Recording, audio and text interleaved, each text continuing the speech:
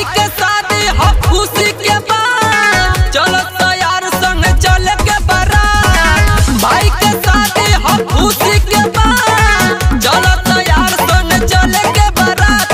बाराती के मजा खूब काटे के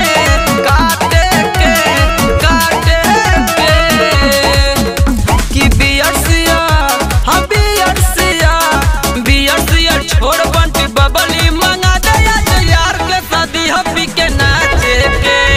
बियरसिया छोड़ बंटी बबली मंगा दया यार के शादी हपी के नाचे के। ला ला ला बेला तीन को लेके आले पिया मारते तना कगर मत बा अरे वाला तीन को लेके ला रसवा ओए दीपक अरे मार दवा तना तीन को में का अरे पूरा पेटी लावा हो के भी के तना कुले ही जब हकलस गाड़ी के डिग्गी में शीशी लेके रखलस। के भी के तना कुले ही जब हकलस गाड़ी के डिग्गी में शीशी लेके रखलस।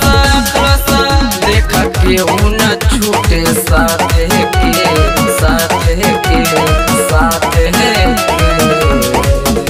कि बियरसिया हाँ बियरसिया छोड़ बंटी बबली मंगा दया यार के शादी हपी के नाचे के।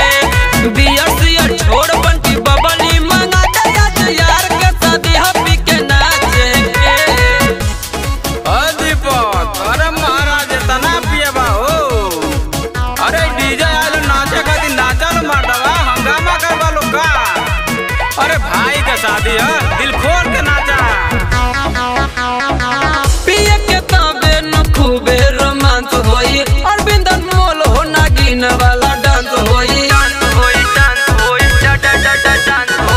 पिए के ताबे न खूबे रोमांस होई अरविंद जी तो नागिन वाला डांस होई।